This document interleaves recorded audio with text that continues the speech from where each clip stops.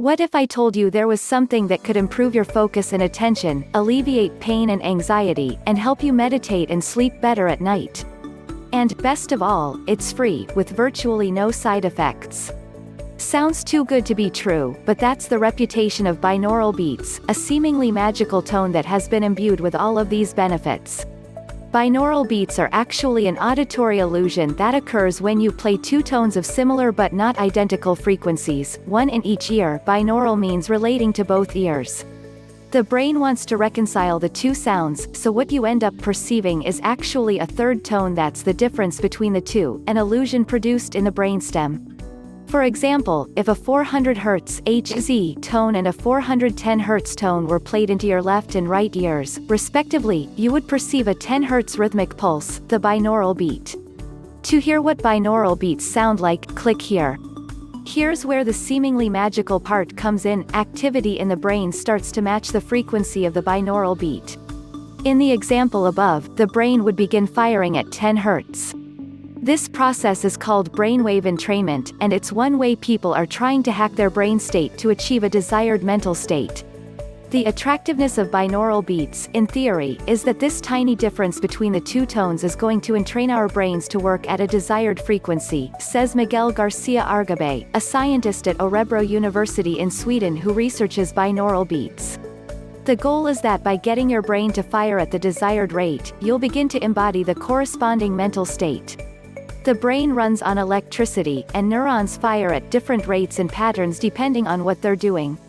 Specific brainwave frequencies, typically measured from the scalp using electroencephalography (EEG), are associated with different cognitive and emotional states. Gamma waves are the highest frequency at 30 Hz Hz and up, meaning neurons are firing at the rapid pace of 30 times or more every second. This brain state is associated with intense concentration. Beta waves run at 12 Hz to 30 Hz and are tied to feelings of arousal, attention, and anxiety. Alpha waves slow down to 8 Hz to 12 Hz and are related to a more relaxed and passively attentive state, as well as feeling drowsy. Theta waves at 4 Hz to 8 Hz signify deep relaxation and an inward focus and are often detected during meditation. Delta waves are the slowest, firing just 0.5 to 4 times per second. If you're in delta waves, you're probably asleep. With entrainment, brainwaves start to match the frequency of an external stimulus, like a binaural beat, and brain areas that might ordinarily fire at different rhythms become synchronized.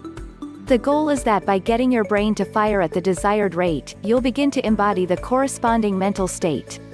For example, if you need to study for a test or focus at work, nudging your brain activity into gamma or beta waves could enhance your attention.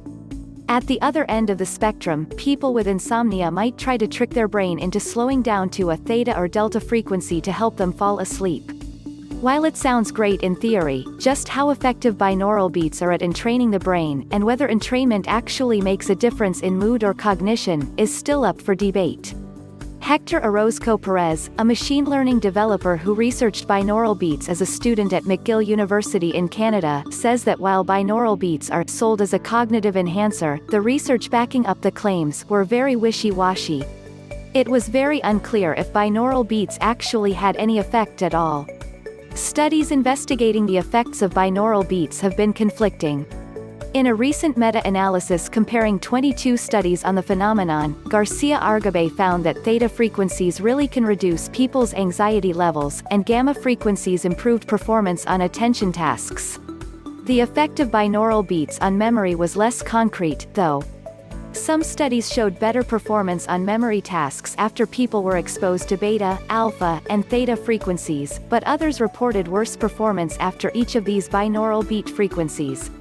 It's also not entirely clear that binaural beats can even cause brainwave entrainment. In one particularly damning study, binaural beats presented at each of the 5 brainwave frequency categories had no effect on EEG recordings.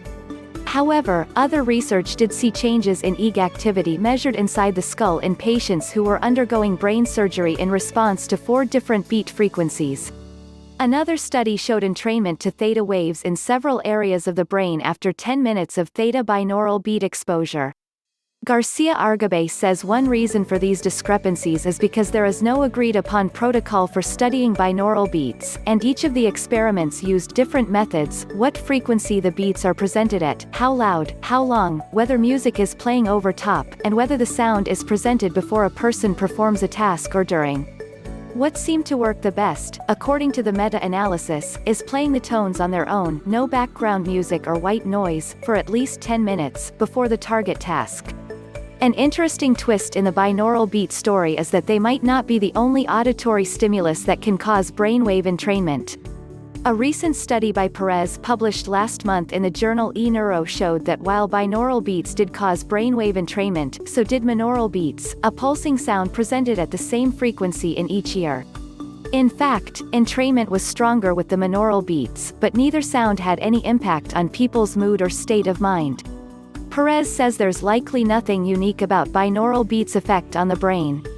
In fact, in the field of auditory cognitive neuroscience, scientists have long known that even a simple rhythmic sound, such as clapping, will entrain the brain. Any kind of rhythmic sound will entrain your brain to the frequency of the rhythm, he says. So why are people losing their minds over something so simple?